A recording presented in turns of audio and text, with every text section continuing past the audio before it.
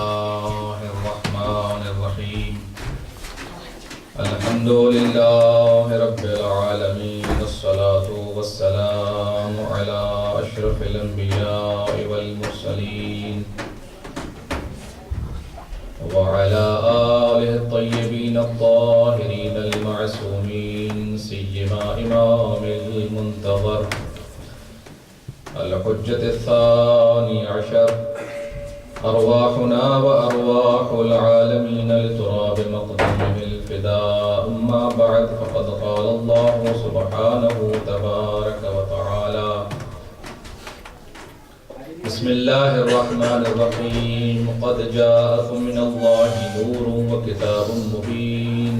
وقال رسول الله صلى الله عليه وآله وسلم إني تارك فيكم الثقلين كتاب الله وعترتي أهل بيتي.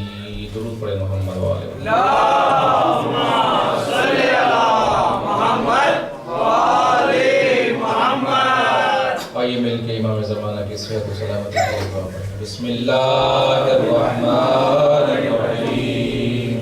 اللهم كل وليك الحجة ابن الحسن صلواتك عليه وعلى آبائه في هذه الساعة وفي كل ساعة وليا وحافظا وقائدا وناصرا ودليلا وعينا حتى تسكنه أرضك طوعا وتمتعه فيها طويلا.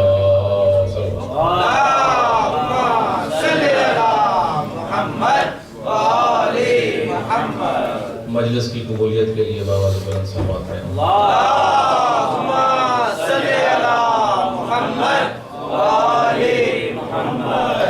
گناہوں کی بخشش و مغفرت کے لیے درود پڑھیں محمد والے. اللهم صل على محمد وآل محمد. مریضوں کی شفا یابی کے لیے صلوات پڑھیں محمد والے. اللهم صل على محمد وآل محمد.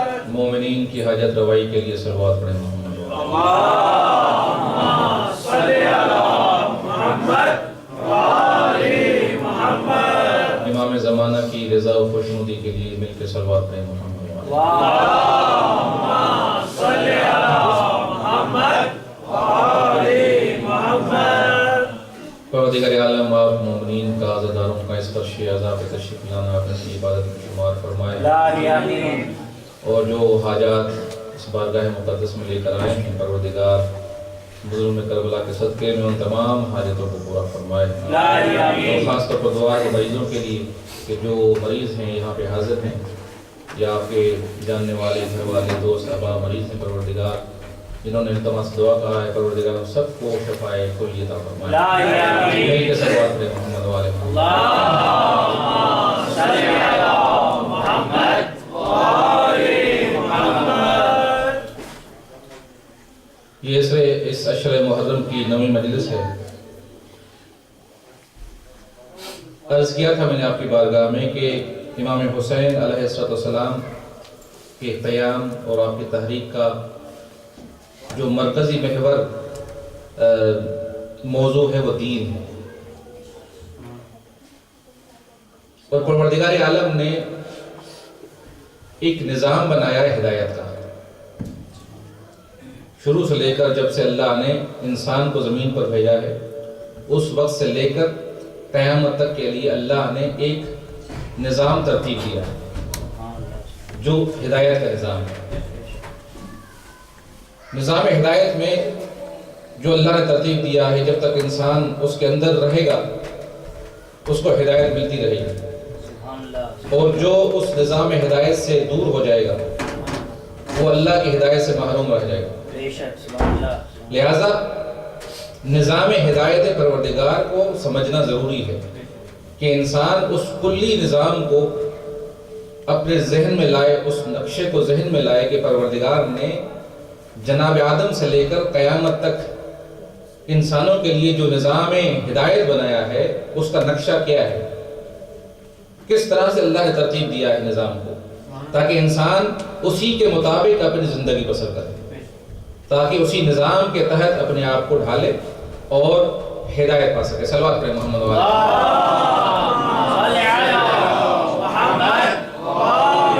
محمد۔ اور اس نظام ہدایت کی تشکیل اور اس کی ترتیب کا اختیار بھی پروردگار کو ہے۔ اس کی وجہ یہ ہے کہ اس کائنات کو بنانے والا، انسان کو بنانے والا پروردگار کی ذات ہے، وہ مالک حقیقی۔ کائنات میں اگر کسی کو اللہ نے کوئی ملکیت عطا فرمائی ہے تو وہ عارضی ملکیت ہے، وہ اس چیز کا ذاتی مالک نہیں ہے بلکہ عارضی ہے، عطا کی ہوئی ملکیت ہے۔ حقیقی ملکیت ہے پروردگار کی۔ لہٰذا ہم جب سورہ الحمد کی تلاوت کرتے ہیں تو یہی کہتے ہیں کہ مالک یوم الدین، پروردگار تو وہ ہے کہ جو قیامت کا مالک ہے۔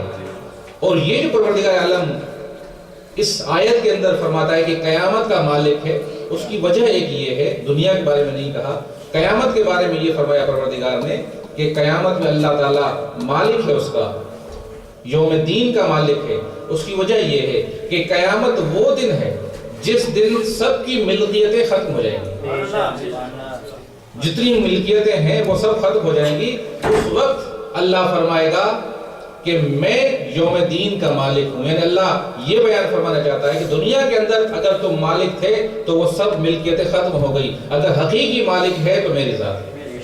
لہذا پروردگار مالک ہے تو اس مالک ہونے کے ناطے سے نظام ہدایت بنانے کا اختیار بھی اسی کو ہے۔ دنیا کی تدبیر، کائنات کو چلانا، اس میں کوئی شک و شبہ نہیں کہ پروردگار عالم اس کائنات کو چلا رہا ہے۔ اس کائنات، اس دنیا کی تدبیر اللہ کے اختیار میں ہے، پروردگار کے اختیار میں ہے، وہی چلا رہا ہے اس کائنات، اور اس کا ایک نظام ہے چلانے کے لیے، کائنات کو چلانے کے لیے۔ اسی طریقے سے پروردگار عالم نے انسان کی ہدایت کا جو نظام بنایا وہ بھی ایک خاص نظام بنایا ہے، جس کا آغاز جناب آدم علیہ السلام سے ہوتا ہے۔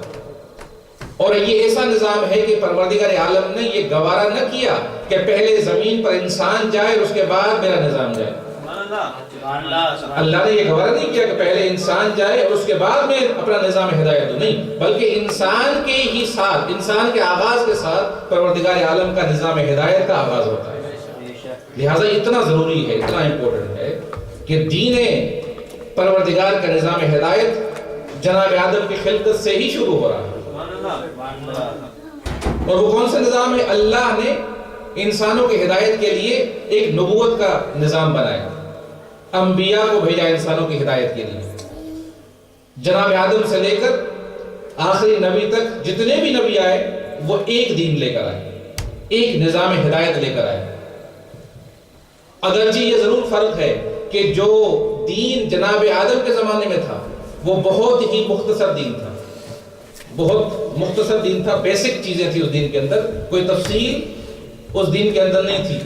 عقائد جو ایک بنیادی عقائد ہیں، توحید کا عقیدہ، نبوت کا عقیدہ، قیامت کا عقیدہ، یہ ایک بنیادی عقیدہ ہے کہ جناب آدم سے لے کر تا قیامت رہے گا۔ اور اس کے ساتھ ان اعتقادات کے ساتھ جو اللہ نے اپنے احکام، واجبات اور حرام معین فرمائے، وہ ایک بہت ہی بیسک تھے، بہت ہی مختصر، بہت ہی کم اللہ نے ان کے اوپر اپنے دین کی شکل میں لاگو فرمائے۔ اور جیسے ہی انسان بڑھتا گیا، انسان کی زندگی میں ایک وسعت آتی گئی، تعلقات انسانوں کے بڑھتے رہے، ایک دوسرے سے معاملات، ایک دوسرے کے مسائل انسانوں کے درمیان پیدا ہوتے رہے۔ پروردگار عالم نے انسان ہی کی ضرورت کے مطابق اسی دین کے اندر اضافہ کرتا رہا، تاکہ انسان کو جب ہدایت پڑے کی ضرورت پڑے تو وہ دین اس کو ہدایت کرے، وہ پیغمبر اسی نظام کے مطابق اس انسان کی ہدایت کر سکے۔ صلوات پڑھیں محمد وعلی اللہم صلی علی محمد وآلِ محمد۔ اور یہ ساری شریعتیں جو اول سے آخر تک آئیں، وہ شریعتیں جتنی بھی تھی وہ انسان کی تقاضا کے مطابق، اس کی ضرورت کے مطابق آتی رہیں، اور اللہ نے انبیاء کے ذریعے سے اس نظام ہدایت کا آغاز کیا۔ اور پھر جب آخری نبی کی منزل آئی، جب آخری نبی اس دنیا سے جانے لگے تو پروردگار عالم نے ایک دوسرا فیز شروع کیا نظام ہدایت کا. وہ کون سا فیز تھا؟ وہ امامت کا دور شروع کیا پروردگار. اب نظام ایک ہی ہے لیکن اس کے ایک مراحل ہیں. انسان کی ضرورت کے مطابق، انسان کے احتیاج کے مطابق ایک مرحلہ ہے جو اللہ تعالیٰ نے انبیاء کا ایک گزارا. اور جب آخری نبی اللہ کی مصلحت کے مطابق آخری نبی نے آخری دین کا اعلان فرمایا تو اس کے بعد انسان موجود ہے، اس کو نظام ہدایت چاہیے لیکن نبی نہیں ہے کہ جو اس کو ہدایت کرے. آخری نبی آ چکا، اس کے بعد کوئی نبی نہیں، لہٰذا اللہ اسی نظام ہدایت کو ایک اور شکل کے اندر جو امامت کا نظام ہے اس امامت کے نظام کو متعارف کروایا پیغمبر کے ذریعے سے، اور وہ بھی آخری نبی کے ذریعے سے متعارف کروایا کہ پیغمبر جب جائیں تو وہ نظام ہدایت لوگوں کے پاس رہے تاکہ لوگ اسی نظام کے ساتھ منسلک رہیں اور ہدایت پاتے رہیں اور صراط مستقیم پہ چلتے رہیں. وہ کون سا نظام ہے؟ پیغمبر نے اپنی زندگی کے مختلف مراحل کے اندر اور اپنی زندگی کے آخری مراحل کے اندر بھی واضح طور پر اعلان فرمایا کہ انی تارک فیکم الثقلین کتاب اللہ و عطرتی اہل بیتی. میں تمہارے درمیان دو گران قدر چیزیں چھوڑے جا رہا ہوں، ایک اللہ کی کتاب اور دوسری میری عطرت اہل بیت. جب تک تم ان کا دامن پکڑو گے تم نظام ہدایت پہ رہو گے، ہدایت تمہیں ملتی رہے گی. اور جیسے ہی اس نظام ہدایت سے الگ ہو جاؤ گے تو گمراہی تمہارے نصیب ہوگی، ہدایت تمہیں نہیں مل سکتی. لہذا اللہ نے جو نظام بنایا ہدایت کا اسی میں رہ کر ہی ہدایت ملے گی، اور وہ ہے پیغمبر کے بعد نظام امامت اور ولایت. امیر المومنین کو سب سے پہلا ذمہ دار قرار دیا ہدایت کے لیے کہ مسلمان پیغمبر کے بعد ان سے ہدایت لیں. اور یہ نظام ہدایت جو پیغمبر نے امامت کی شکل میں دیا، جب امامت کا سلسلہ ایک منزل پر پہنچا، امامت کا سلسلہ ایک منزل پر پہنچا، ایسی منزل پر کہ اب لوگوں کے درمیان امام نہیں ہے، اب امام لوگوں کے درمیان نہیں ہے. جب تک امام تھے لوگ امام سے سوال کرتے تھے، امام سے دین کا مسئلہ پوچھتے تھے. اب ایک منزل پر آ کر اللہ ہی کی مصلحت کے مطابق اس نظام کے اندر ایک وقفہ آ جاتا ہے، لوگوں کے امام سے رابطے کرنے کے راستے سے ایک وقفہ آ جاتا ہے. وہ وقفہ ایسا قائم ہوا کہ انسان کو ضرورت ہے ہدایت کی، لیکن جو پیغمبر کے بعد نظام ہدایت تھا امامت کا اس میں ایک وقفہ آ جاتا ہے لوگوں کے لحاظ سے، رابطے کے لحاظ سے. وہ کون سا وقفہ ہے کہ امام حسن عسکری علیہ السلام کے زمانے میں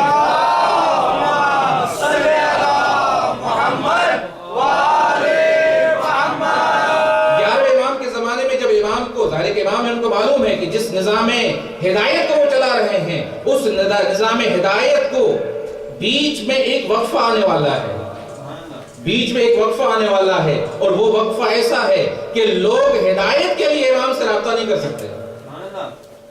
لوگ ہدایت کے لیے امام سے رابطہ نہیں کر سکتے. لوگوں کو ہدایت چاہیے، لوگ ہدایت چاہتے ہیں، چاہیں گے لوگ تا قیامت، لیکن اللہ کی مصلحت کے مطابق ایک وقفہ بیچ میں آ رہا ہے جس میں امام سے ان کا رابطہ اور تعلق مشکل ہو جائے گا.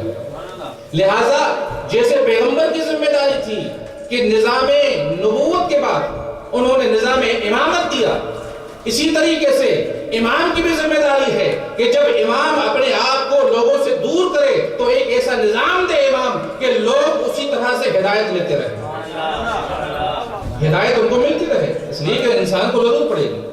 اور یہی وجہ ہے، تو چاہوں گا عزیزو، یہی وجہ ہے کہ جب امام حسن عسکری علیہ السلام ابھی زندہ تھے، دنیا کے اندر تھے، انہوں نے اپنے شیعوں کو، اپنے ماننے والوں کو ایک نئے نظام سے آشنا کرنے کے لیے، ایک نئے مرحلے سے مانوس کرنے کے لیے امام نے اہتمام فرمایا.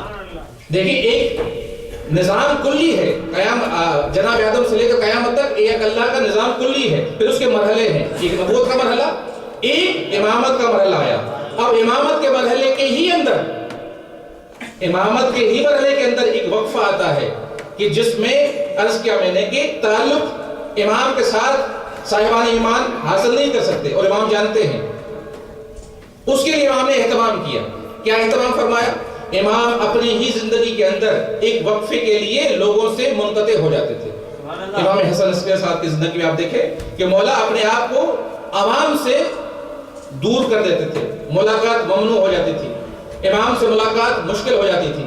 اور اس وقفے کے لیے امام نے اپنے ماننے والوں کو تیار کیا اور خود فرمایا کہ جب میں تمہارے درمیان نہ رہوں، جب تم مجھ سے رابطہ نہ کر سکو، تو پھر ہمارے نمائندے ہیں، تم ان کے ساتھ تعلق برقرار کرو.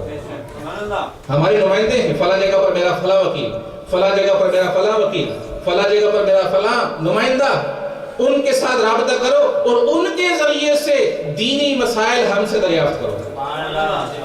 ان کے ذریعے سے دینی مسائل دریافت کرو. یہ پہلی مرتبہ تھا نظام امامت میں کہ لوگ امام تک پہنچنا چاہتے ہیں، امام موجود ہے لیکن امام پہنچنے نہیں دیتے. یہ فرسٹ ٹائم تھا کہ ایک امام کا ماننے والا امام تک اس کی رسائی نہیں ہے ایک خاص ٹائم کے لیے. امام نے آہستہ آہستہ اپنے ماننے والوں کو اس عمل سے مانوس کیا کہ اگر تمہارے درمیان امام نہ ہو تو تمہیں گھبرانے کی ضرورت نہیں ہے، ہم نے جن کو معین فرمایا ہے ان سے تم ہدایت کا نظام لیتے رہو.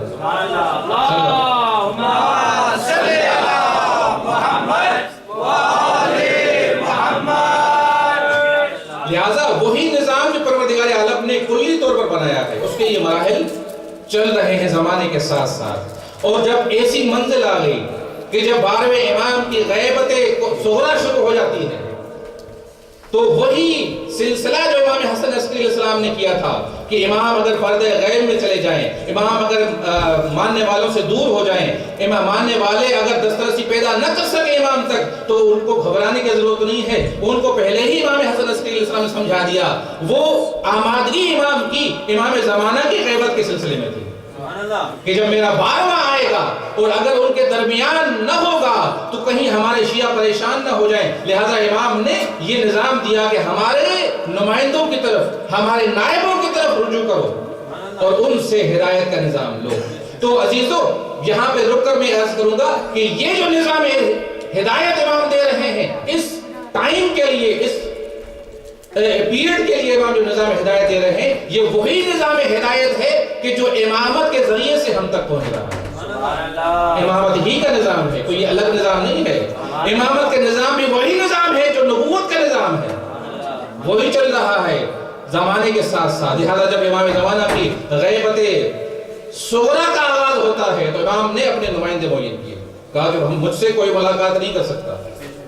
اگر کسی نے کوئی سوال پوچھنا ہے، اگر دین کی بات پوچھنی ہے، اگر کوئی مسئلہ پوچھنا ہے، اگر معرفت الہی کا سوال کرنا ہے، تو یہ میرے نمائندے ہیں، ان کے ذریعے سے تم دریافت کرو. یہ ہم تک پہنچیں گے اور ہم ان کے ذریعے سے تمہیں بتائیں گے. توجہ چاہوں گا. اور جب ایک زمانہ جب گزرا اور امام کی غیبت کبریٰ کا آغاز ہوا، تو اب چونکہ مصلحت پروردگار ہی تھی کہ امام کا غیبت صغریٰ جب ختم ہو گیا تو اس کے بعد کوئی خاص امام کا نمائندہ نہیں ہے کہ جس کے ذریعے سے امام تک دسترسی ہو، امام سے تعلق قائم کیا جائے. لہٰذا امام مہدی علیہ السلام نے اپنے دادا نانا کی طرح، جیسے پیغمبر نے اپنی زندگی کے اندر نظام امامت کا تعارف کروایا تھا، اسی طریقے سے امام مہدی علیہ السلام نے اپنے غیبت کبریٰ کے اندر نظام فقاہت اور مرجعیت کا تعارف کروایا،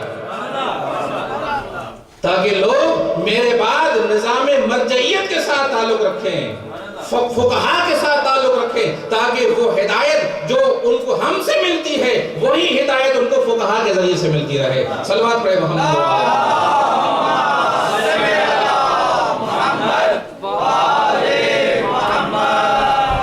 لہذا نظام مرجعیت، نظام فقہا وہی نظام ہے کہ جو امام نے ہمیں دیا ہے، اور جو اس سے ہٹ جائے گا اس کو ہدایت نہیں مل سکتی. جو ان سے منسلک ہو جائے گا اسی کو ہدایت ملتی رہے گی. صلوات پڑھیں محمد والے.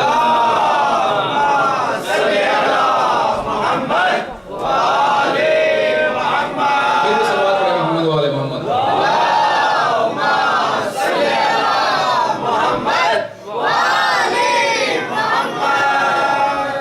کتب احادیث کا جب مطالعہ کرتے ہیں تو کتب احادیث کے اندر اسی نظام مرجعیت اور فقاہت کے سلسلے میں جو ذکر ہے احادیث کے اندر لفظ فقیہ، فقیہ کا مطلب ہے دین شناس.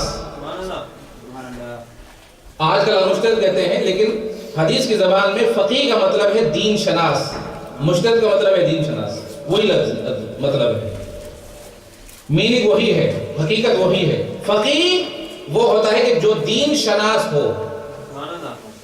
توجہ نا آپ کی. امام نے اپنے غیبت کبریٰ کے اندر اپنے ماننے والوں کو فقہا کے حوالے کیا ہے، فقیہ کے حوالے کیا ہے. یعنی وہ جو دین شناس ہے، جو دین کو سمجھتا ہے اور دین کی حقیقت کو جانتا ہے. لہذا امام نے اس غیبت کے پیریڈ کے لیے اس نظام ہدایت کو تھوڑی دیر کے لیے فقہا کے حوالے کیا. جب تک امام پردہ غیب میں اللہ کی مصلحت کے مطابق، اس وقت تک کے لیے آخری امام نے یہ نظام ہمیں عطا فرمایا ہے. فقہا کے سلسلے میں آپ جب احادیث کا مطالعہ کرتے ہیں تو احادیث کے اندر لفظ فقیہ اگر آپ ڈھونڈیں گے، آج کل تو آسان ہے، سافٹ ویئرز آ گئے ہیں، آپ سرچ کر سکتے ہیں جو اسلامی بکس کے سافٹ ویئرز ہیں، اس کے اندر لفظ فقیہ جو آیا ہے وہ تقریباً 3,500 مرتبہ آیا ہے. 3,500 مرتبہ لفظ فقیہ اور فقہا کا لفظ استعمال ہوا ہے. اور لفظ علماء کا لفظ احادیث کے اندر تقریباً 5,600 مرتبہ آیا ہے. 5,600 مرتبہ لفظ علماء اور تقریباً 3,500 مرتبہ لفظ فقیہ احادیث میں آیا ہے. یہ اتنی مرتبہ کیوں آیا ہے؟ اس کی ضرورت کیا ہے؟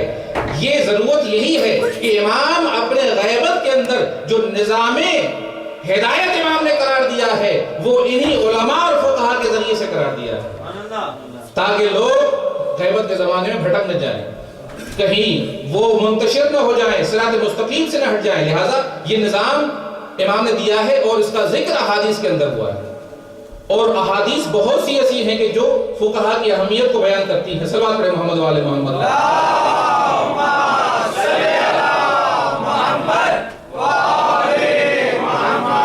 سب سے پہلے آیت عرض کروں جس میں تفقہ فی الدین کا ذکر ہے، فقیہ بننے کا ذکر ہے، مجتہد بننے کا ذکر ہے. سورہ توبہ کے اندر پروردگار عالم ارشاد فرماتا ہے وَمَا كَانَ الْمُؤْمِنُونَ أَن يَنْفِرُوا كَافَّةً. سارے مومنین دین حاصل نہیں کر سکتے، علم دین حاصل نہیں کر سکتے، سب مشکل ہے. ظاہر سارے اگر لگ جائیں علم دین حاصل کرنے کے لیے تو دنیا کے اور امور رہ جائیں گے. لہذا فرمایا کہ سارے مومنین دین حاصل کرنے کے لیے نہیں جا سکتے. فَلَوْلَا نَفَرَ مِن كُلِّ فِرْقَةٍ مِّنْهُمْ طَائِفَةٌ. اگر ہر گروہ سے ایک شخص جائے اور تفقہ فی الدین حاصل کرے، دین کو سمجھے، دین شناس بن جائے، فقیہ بن جائے، وَلْيُنذِرُ قَوْمَهُمْ إِذَا رَجَعُوا. اور جب وہ فقیہ بن جائے تو اپنی قوم کی طرف پلٹ کے آ جائے اور ان کو دین بتائے، اللہ کے احکام بتائے، شاید وہ اللہ سے ڈر جائے. یعنی اس آیت میں پروردگار عالم نے ذمہ داری قرار دی ہے. جس طرح سے ایک معاشرے کے اندر ڈاکٹر کی ضرورت ہے، جس طرح سے ایک معاشرے کے اندر انجینئر کی ضرورت ہے، جس طرح سے ایک معاشرے کے اندر کسی اور فیلڈ کے ماہر کی ضرورت ہے، اسی طریقے سے دین کے ماہر کی بھی ضرورت ہے، دین کو سمجھنے والے کی بھی ضرورت ہے. ہر آدمی دین نہیں سمجھ سکتا، ہر انسان قرآن اور اہل بیت کے فرامین سے آگاہی حاصل نہیں کر سکتا. ہمارے ہاں تو میجارٹی وہ ہیں، بہت سے لوگ ایسے ہیں کہ جو کلمہ پڑھتے ہیں لیکن کلمے کا مطلب کا نہیں پتا. اور اگر وہ دین شناس ہو جائے، اگر وہ اپنے آپ کو دین کا ماہر سمجھے اور دین میں اپنی رائے کا اظہار کرے تو پھر اس دین کا کیا حال ہوگا. اللہ تو یہ فرماتا ہے کہ ہر گروہ سے ایک انسان جائے جو دین حاصل کرے. دین ایک کم لیول پر بھی نہیں، تفقہ فی الدین کے لیول پر دین شناس بن جائے، ماہر بن جائے دین کا، تو وہ آ کر ڈرائے تاکہ لوگ ڈر سکیں. صلوات پڑھیں محمد و آل محمد. اللہم صلی علی محمد و آل محمد. اور امام زمانہ علیہ السلام نے اس نظام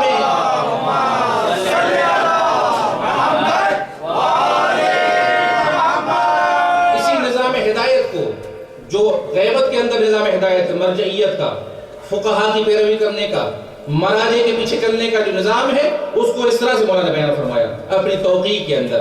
فرمایا مجال الامور والاحکام بید العلماء باللہ الامناء علی حلالہ و حرامہ. فرماتے ہیں کہ لوگوں کے امور اور لوگوں کے احکام کا اجرا کرنا علماء کے حوالے کیا گیا ہے.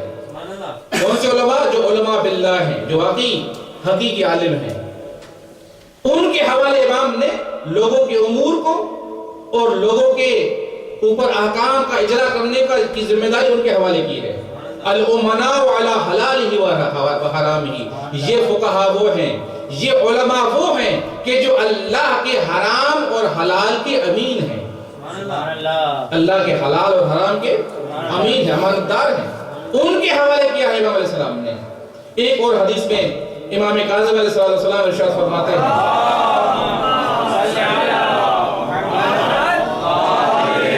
یہ اصول کافی کی حدیث ہے اور صحیح سند حدیث ہے. امام فرماتے ہیں ان المؤمنین الفقہاء حصول الاسلام کحصن سور المدینہ لہا. فرماتے ہیں کہ ہمارے مومنین فقہا جو صاحبان ایمان ہیں، ان میں سے جو فقہا ہیں وہ اسلام کے لیے شہر کی دیوار کی حیثیت رکھتے ہیں. جس طرح سے شہر کی دیوار شہر کو محفوظ کرتی ہے، اس طرح سے ہمارے فقہا ہمارے دین کو محفوظ کرتے ہیں، ہمارے دین کی حفاظت کرتے ہیں. اور ایک اور حدیث میں ارشاد فرمایا صلوات پڑھے محمد و آل محمد.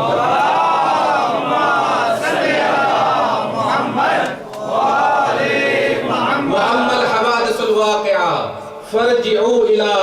فَارْجِعُوا فِيهَا إِلَى رُوَاةِ حَدِيثِنَا. امام فرماتے ہیں کہ اپنے جو معاملات ہیں تمہارے زندگی کے، ان معاملات کے اندر تمہیں رجوع کرنا چاہیے ان افراد کی طرف جو ہماری احادیث کو جانتے ہیں، جو ہمارے دین کو جانتے ہیں، ہماری احادیث کو جانتے ہیں. فَارْجِعُوا فِيهَا إِلَى رُوَاةِ حَدِيثِنَا، جو روایت حدیث کرتے ہیں. فَإِنَّهُمْ حُجَّتِي عَلَيْكُمْ. امام فرماتے ہیں یہ وہ لوگ ہیں کہ جو ہماری حدیثوں کو جانتے ہیں، یہ وہ لوگ ہیں کہ جن کو میں نے تمہارے اوپر حجت قرار دیا، ان کو تمہارے اوپر حجت قرار دیا ہے اور میں ان کے اوپر اللہ کی طرف سے حجت. لہذا یہ نظام ہدایت ہے کہ جو امام مہدی علیہ السلام نے اور امام حسن عسکری علیہ السلام نے اپنی زندگی کے اندر اس نظام ہدایت کو متعارف کروایا کہ جب غیبت کا زمانہ آ جائے تو ہمارے مومنین مشکلات کا شکار نہ ہو، اسی تسلسل ہدایت کے ساتھ رہیں، اسی نظام کے ساتھ رہیں جو اول سے لے کر جناب آدم سے لے کر پروردگار عالم نے تا قیامت کے لیے تشکیل دیا ہے. لہٰذا مجھے کہنے دیجئے اگر کوئی شخص نعوذ باللہ، اگر کوئی شخص مرجعیت کے خلاف ہے، علماء کے خلاف ہے، فقہا کے خلاف ہے، وہ حقیقت میں ان کے خلاف نہیں ہے بلکہ نظام ہدایت پروردگار کے خلاف ہے، نظام ہدایت پروردگار کے خلاف ہے. اس لیے کہ یہ جو ایک حصے کے لیے، ایک ٹائم پیریڈ کے لیے یہ ذمہ داری ان کو سونپی گئی ہے، یہ اسی نظام کے تحت ہے.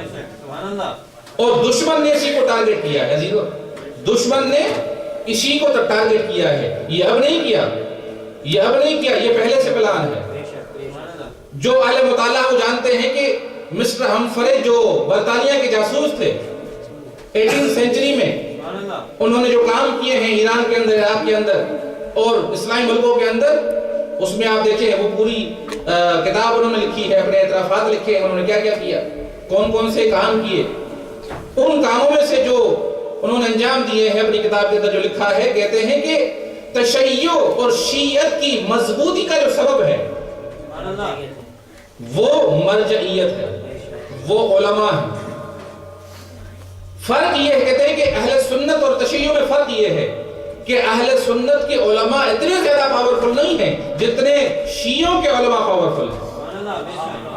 ان کے پاس پاور ہے. ایک پاور تو یہ ہے کہ جب لوگ خمس نکالتے ہیں تو خمس ان کو دیتے ہیں اور یہ مالی طور پر مضبوط ہو جاتے ہیں، جب ان کی حیثیت مالی طور پر اچھی ہو جاتی ہے تو پھر وہ دین کی صحیح تبلیغ کرتے ہیں، پھر دین کی ترویج کرتے ہیں. لہٰذا ایک مضبوط ان کے پاس سسٹم ہے خمس نکالنے کا جو دوسروں کے پاس نہیں ہے. اور دوسری چیز یہ مرجع کے اور مجتہد کے اور فقیہ کے قول کو اتنی زیادہ اہمیت دیتے ہیں جس طرح سے اپنے امام کے قول کو اہمیت دیتے ہیں. جس طرح سے اپنے امام کے قول کو حجت سمجھتے ہیں اس طرح سے فقیہ مجتہد کے قول کو بھی حجت سمجھتے ہیں. کیوں کہ انہی کے امام نے بتایا ہے کہ یہ تمہارے اوپر حجت ہے. اسی نظام کے تحت امام نے بتایا کہ یہ تمہارے اوپر حجت ہے. اور عزیزو یہ فقط زبانی باتیں نہیں ہیں, انہوں نے عملی طور پر دیکھا, انہوں نے یہ عملی طور پر دیکھا ہے کہ نہیں ان کے فقیہ کے جملے کے اندر, ان کے حکم کے اندر اتنا پاور ہے کہ وہ اگر چاہیں تو دنیا کے نظام کو بدل سکتے ہیں, دنیا کے سسٹم کو بدل سکتے ہیں. انقلاب ایران تو اب آیا. پہلے کا ایک واقعہ عرض کروں, صلوات پڑھیں محمد والے محمد.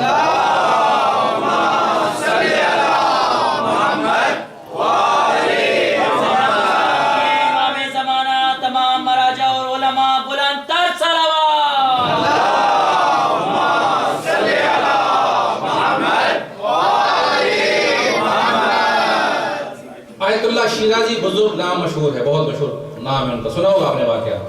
تحریم تمباکو کا جو فتویٰ دیا تھا انہوں نے, یہ اس وقت کی بات ہے جب برطانیہ کی حکومت تھی انڈیا پر, ایران پر, عراق پر, یہ سارے خطے پر برطانیہ کی حکومت تھی.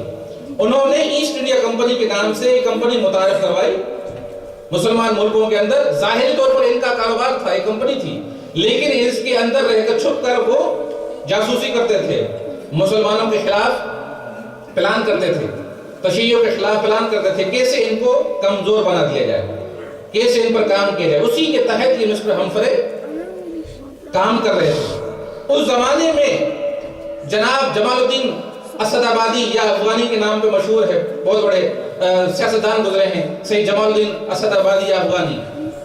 وہ جاتے ہیں آیت اللہ شیرازی کے پاس, کیونکہ سیاستدان تھے, ملک کی سیاست کو جانتے تھے. ان کو جو پتا چلا کہ برطانیہ کی یہ سازش ہے کہ ایسٹ انڈیا کمپنی کے ذریعے سے, جو ایک تمباکو کی کمپنی تھی, اس کے ذریعے سے یہ جاسوسی کرتے ہیں, مسلمانوں کے خلاف سازشیں کرتے ہیں. آ کر آیت اللہ شیرازی کو بریف کیا, بتایا کہ قبلہ یہ مسئلہ ہے اور یہ ان کا پلان ہے.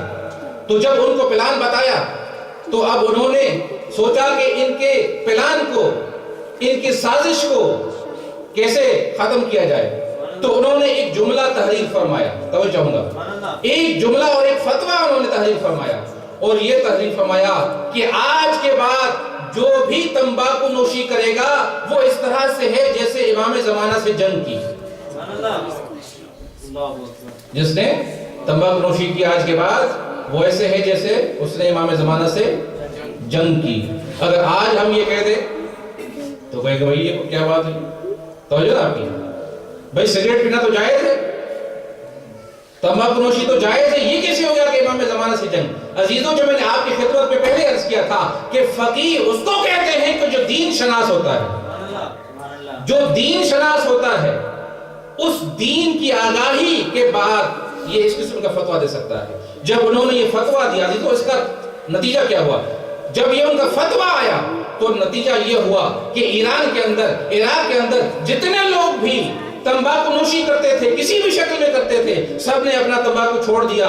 ایون ناصر الدین شاہ جو اس وقت کا بادشاہ تھا ایران کا, جس نے یہ قرارداد باندھی تھی ایسٹ انڈیا کمپنی کے ذریعے سے, ان کے گھر کے اندر جو ان کی خواتین تھیں انہوں نے حقہ پینا چھوڑ دیا. جب ان کو پتا چلا کہ حقہ نہیں پیتی تو ان سے پوچھا کہ حقہ کیوں توڑ دیا ہے, چلم کیوں توڑ دیا ہے؟ کہتے ہیں کہ اس لیے کہ ہمارے مرجع نے یہ کہا ہے کہ آج کے بعد اگر کوئی تمباکو نوشی کرے گا وہ ایسے ہے جیسے امام زمانہ سے جنگ کیا ہے. ہم یہ کام نہیں کر سکتے. نتیجہ یہ ہوا کہ ایسٹ انڈیا کمپنی جو ظاہری طور پر کمپنی تھی, ایک بزنس تھا ان کا, سارا ٹھپ ہو جاتا ہے. اور جب ٹھپ ہو جاتا ہے وہ قرارداد ختم ہو جاتی ہے اور وہ اپنا بستر لے کر بھاگ جاتے ہیں. اور اس طرح سے ایک مرجع نے تشیع کو بچانے کے لیے, اسلام کو بچانے کے لیے یہ قدم اٹھایا. صلوات پڑھیں محمد والے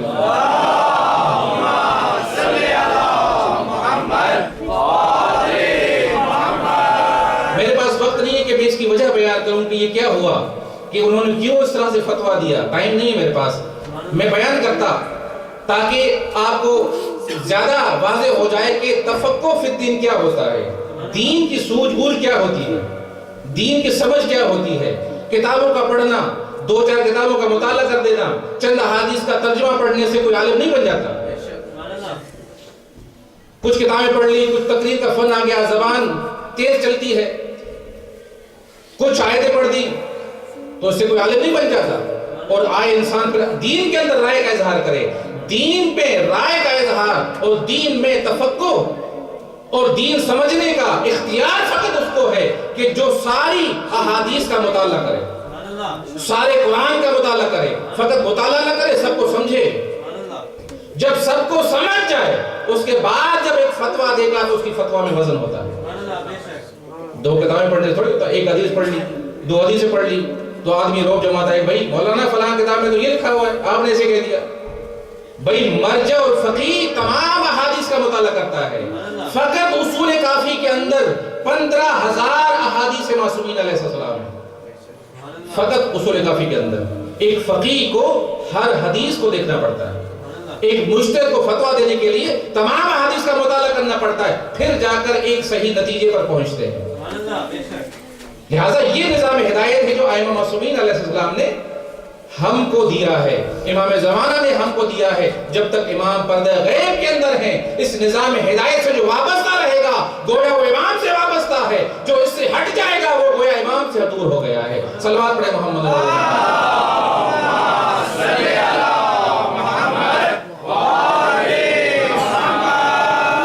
کیونکہ وقت نہیں ہے. انشاءاللہ اگر کبھی موقع ملا تو یہ عرض کروں گا کہ فقیہ فتویٰ دیتا کیسے ہے، اس کے سورسز کیا ہیں، کہاں سے فتویٰ دیتا ہے. کہ آپ نے جیب سے نکالتا ہے کوئی فتویٰ یا اس کا موڈ بن گیا آج یہ بات بتا دے کہہ دے؟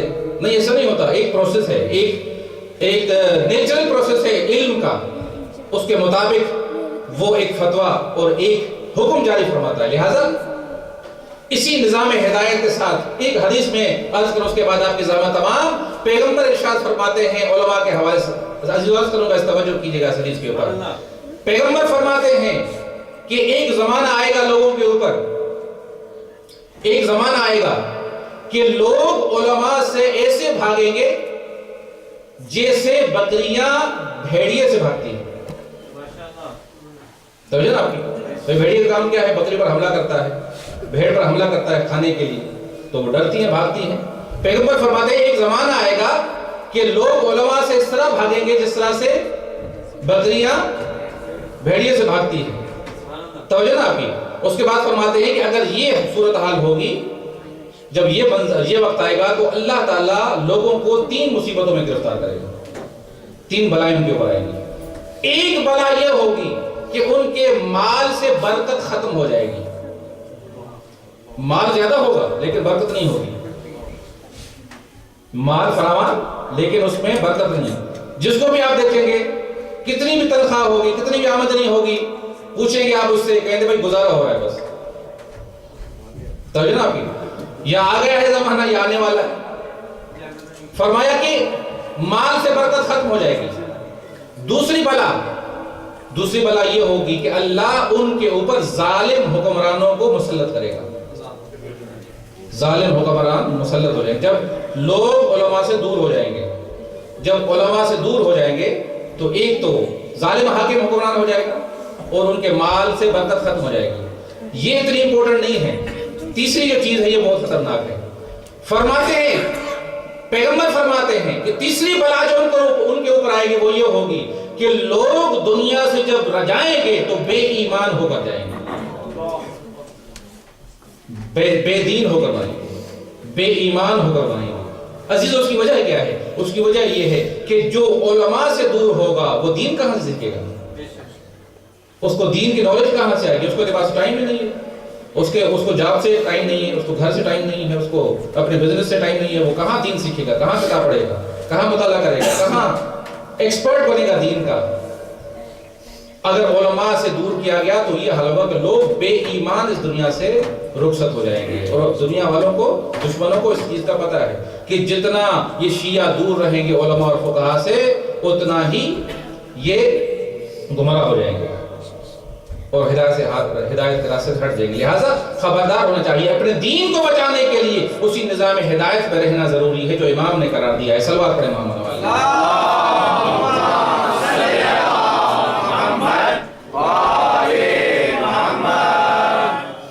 کیونکہ آج کی شب جناب عباس کے ساتھ مخصوص ہے. ایک جملہ عرض کروں گا جناب عباس کے سلسلے میں. جناب عباس کی زیارت میں ایک جملہ ہے، فقرہ ہے، بہت ہی قابل توجہ اور جناب عباس کی عظمت کو ظاہر کرنے والا فقرہ ہے، اور جناب عباس کی عظمت کیوں ہے اس کو بھی واضح کر رہا ہے۔ ایک تو جناب عباس کی عظمت کو واضح کر رہا ہے، دوسرا اب جناب عباس کی عظمت کیوں ہے، اس کی وجہ کیا ہے، ریزن کیا ہے اس کا، وہ بھی اسی جملے کے اندر موجود ہے۔ ارشاد ہوتا ہے السلام علیک یا السلام علیک ایھا العبد الصالح المطیع للہ ورسولہ ولامیر المؤمنین والحسن والحسین۔ یہ فقرہ ہے جناب عباس کی زیارت کا۔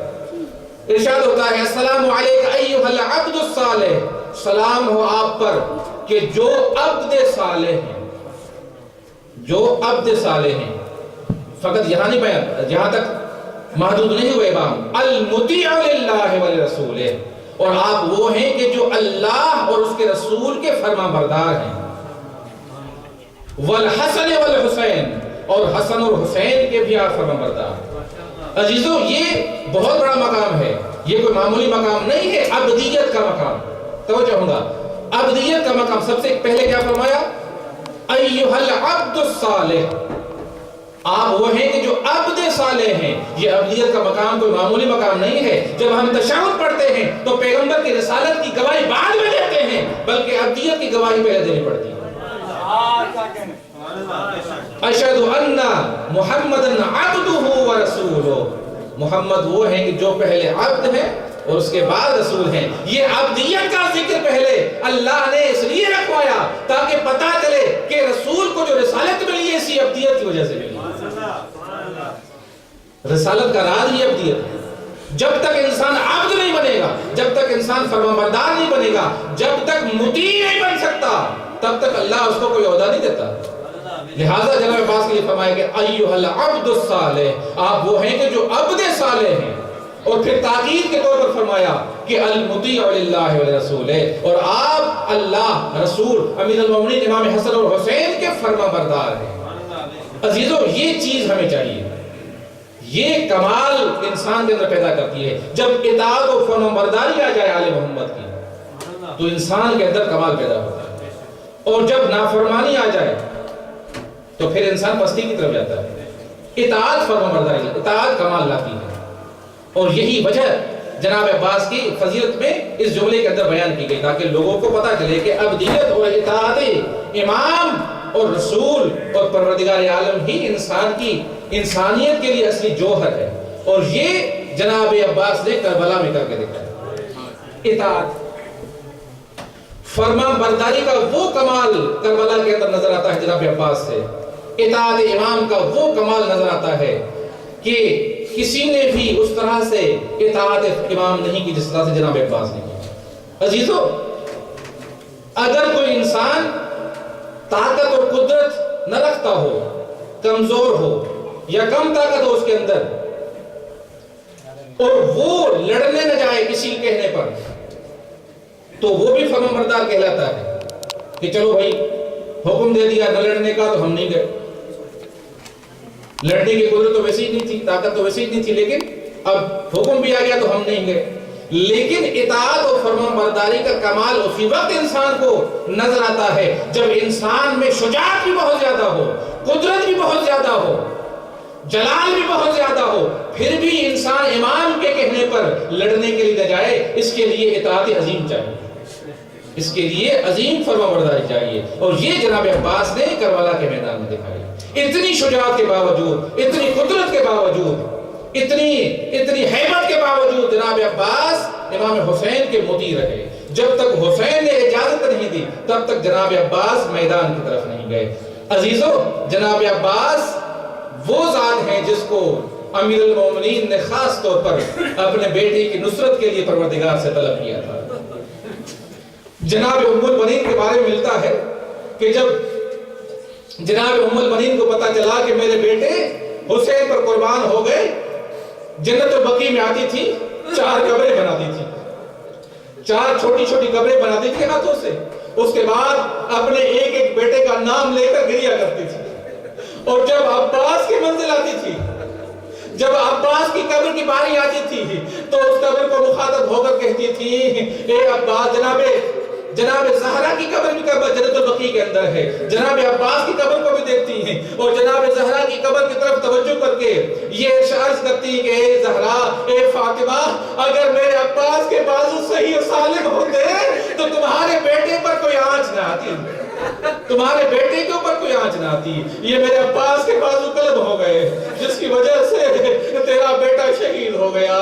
عزادارو کربلا میں جناب عباس دیکھ رہے ہیں کہ سارے قتل ہو رہے ہیں، جناب عباس کے دل کے اندر ان کے انتقام کا جذبہ جوش پا رہا ہے، لیکن کیا کرے، اطاعت امام کرنی ہے، فرمان برداری امام کرنی ہے، امام نہیں چھوڑتے۔ ایک مرتبہ آتے ہیں مولا کی بارگاہ میں، عرض کرتے ہیں کہ آقا اب عباس سے برداشت نہیں ہوتا، اب یہ سارے مظالم عباس سے برداشت نہیں ہوتے، آپ نے مجھے کس منزل کے لیے رکھا ہے؟ جناب حسین نے کہا ہے عباس میں تجھے کس طرح سے اجازت دوں، تم تو میرے سپاہ کے علم بردار ہو، میرے لشکر کے سپہ سالار ہو۔ جناب عباس نے ہاتھ جوڑ کر کیا، مولا وہ کہاں ہے آپ کا لشکر، وہ آپ کا لشکر کہاں ہے جس کا میں علم بردار ہوں؟ آواز عباس سے برداشت نہیں ہوتا، لیکن حسین اجازت نہیں دے رہے۔ عزیزوں میں نے عرض کیا تھا حسین نے عباس کو آخری منزل تک رکھا تھا تاکہ بیویوں کے لیے ڈھارس کا سبب ہو، بیویوں کے لیے تسلی کا سبب ہو۔ عزاداروں، لیکن ایک مرتبہ جناب عباس کو ایک اچھا بہانہ ملا اجازت لینے کے لیے۔ عباس ایک خیمے سے گزر رہے ہیں، ایک خیمے سے گزرے جو خیمہ مخصوص تھا مشکوں کے لیے، پانی کے لیے مخصوص خیمہ تھا۔ کیا دیکھا کہ چھوٹے ننھے بچے ہیں جو اللہ تجھ کی صدا بلند کر رہے ہیں، پیاس کی آواز آ رہی ہے۔ جب وہ اس خیمے کے اندر جاتے ہیں وہ اپنے شکموں کو اوپر ان مشکیزوں کو رکھتے ہیں جو پانی تو نہیں ان میں لیکن وہ گیلے مشکیزیں ہیں، وہ جہاں زمین پر پانی گر چکا ہے اپنے شکموں کو وہاں پہ ملتے ہیں تاکہ تھوڑی ٹھنڈک مل جائے اور کچھ آرام مل جائے۔ عزاداروں، یہ جو منظر دیکھا نا جناب عباس نے، جناب عباس کے دل میں ایک ولولہ مچا، ایک جوش آیا اور مولا کی بارگاہ میں آ کر عرض کرتے ہیں کہ آقا اب ایسا منظر دیکھ کے آیا ہوں کہ عباس سے برداشت نہیں ہوتا، خیموں میں بچے مل ملا رہے ہیں، پیاس کی شدت ہے، اللہ تجھ کی آواز بلند ہو رہی ہے، سکینہ پیاسی ہے، اصغر پیاسا ہے۔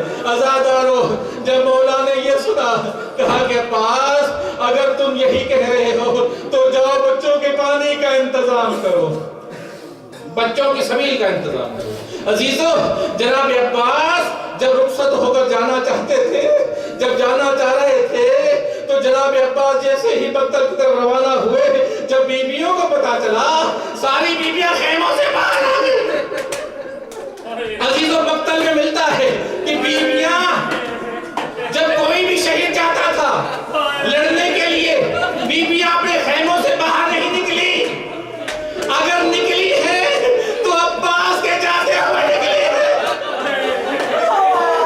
جیسے ہی عباس گئے بیویاں خیموں سے باہر آ گئی، واہ عباسا، اے آقا عباس، اگر آپ چلے گئے تو ہمارے لیے سہارا کون ہوگا؟ جزاک اللہ خدا سوائے ہمیں حسین کے آپ کو کوئی غم نہ دے۔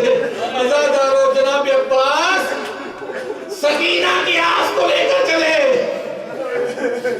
مشکیزے کو لیا، جناب عباس نے فرات کا رخ کیا۔ 4000 کا لشکر ہے یا بعض روایتوں میں ملتا ہے 10,000 کا لشکر ہے۔ جناب عباس اپنی شجاعت کے جوہر دکھاتے دکھاتے نہر فرات پر قبضہ کر لیتے ہیں۔ جب نہر فرات پہ قدم رکھے، جناب عباس پیاسے ہیں نا، 3 دن سے پیاس ہے، ایک طویل کیفیت ہے، جب انسان پیاسا ہوتا ہے جب پانی کو دیکھتا ہے تو فوراً پانی کی طرف ہاتھ بڑھتا ہے۔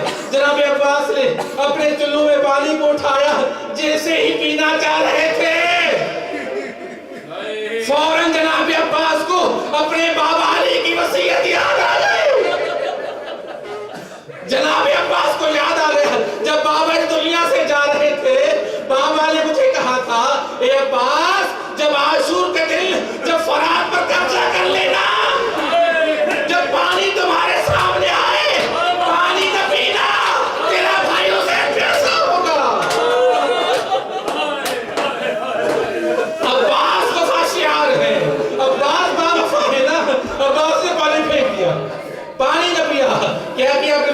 کو بھرا اور مشکیزے کو بھرا.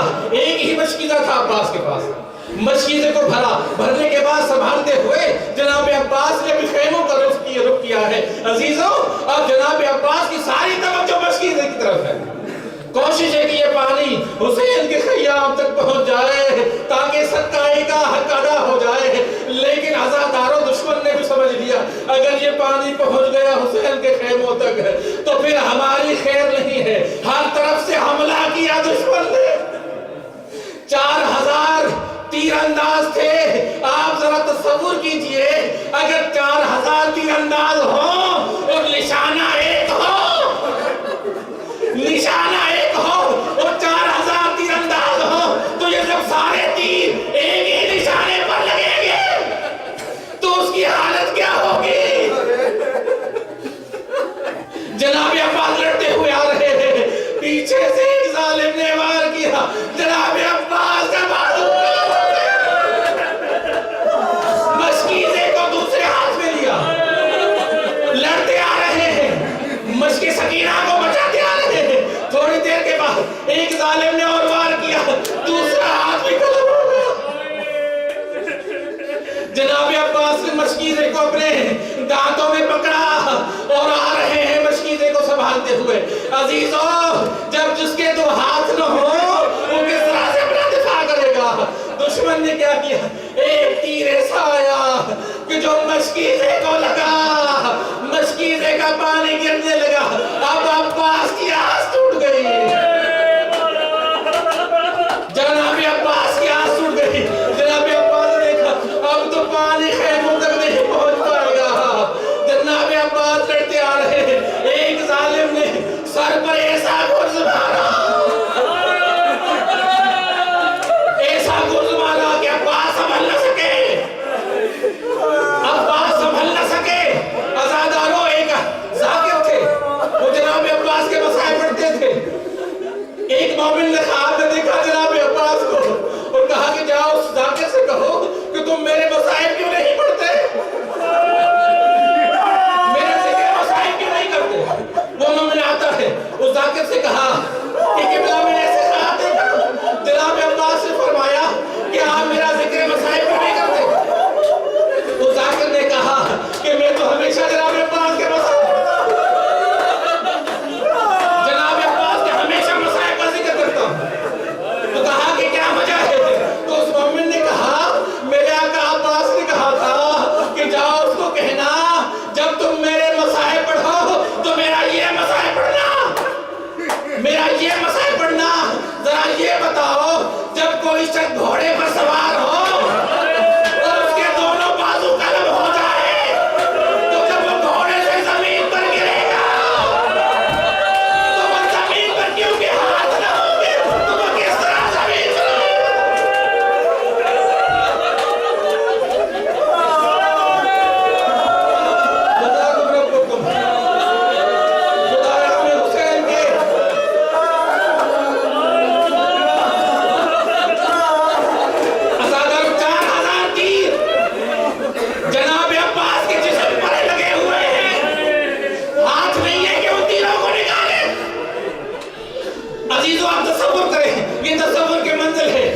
جس کے جسم میں 4000 تیر بے وزن ہوں, جب وہ لاش زمین پر گرے گی تو وہ سارے تیر جسم میں دھس جائیں گے.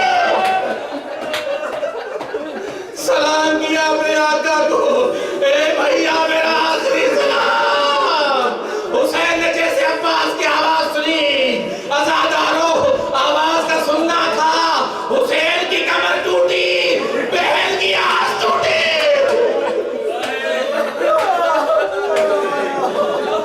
حسین گھوڑے پر سوار ہوئے, فرار کی سفرات کی طرف رخ کیا. گھوڑا چلتا آ رہا ہے, چلتے چلتے ایک مقام پہ رک گیا. گھوڑا ایک مقام پہ رک جاتا ہے. مولا نے گھوڑے کو چلنے کے لیے کہا لیکن گھوڑا نہیں چل رہا. مولا نے نیچے اتر کے کیا دیکھا, ارے عباس کا بازو نظر آیا, اٹھا کے سینے سے لگایا. جناب عباس کی لاش پر آئے, جناب عباس کی لاش کو اپنے زانوں پہ رکھا ہے. جناب عباس کی آنکھ میں تیر لگا ہوا ہے. عزیزوں, آپ نے سن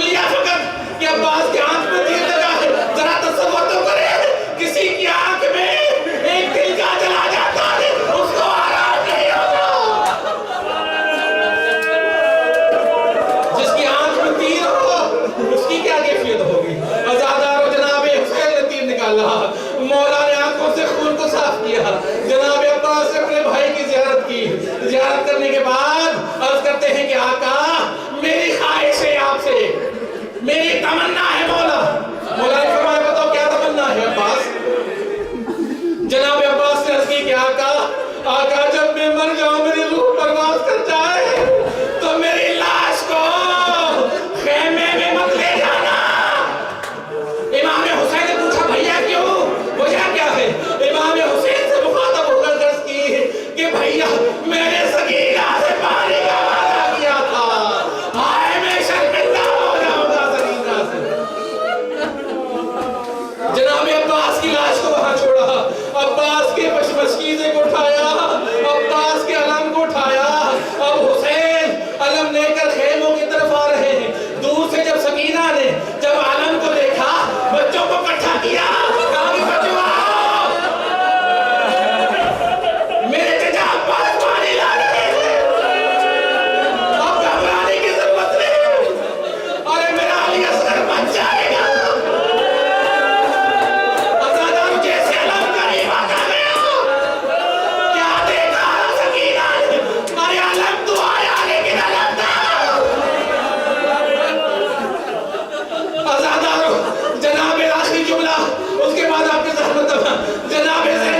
جناب زینب نے یہ منظر دیکھا کہ عباس نہیں آئے, تمام بیویوں کو اکٹھا کیا. اکٹھا کرنے کے بعد جملہ ارشاد فرمایا, اے بیویوں جانتی ہو جب بابا دنیا سے جا رہے تھے بابا نے ایک جملہ مجھے کہا تھا, اے زینب کربلا کی یہ واقعات ہوں گے, کربلا میں تیرا بھائی مارا جائے گا, تجھے رسیاں باندھ کے قیدی بنا کر کوفہ و شام لے جایا جائے گا. اگرچہ بابا نے ارشاد فرمایا تھا لیکن میں یہی سوچتی تھی ارے جس کا بھائی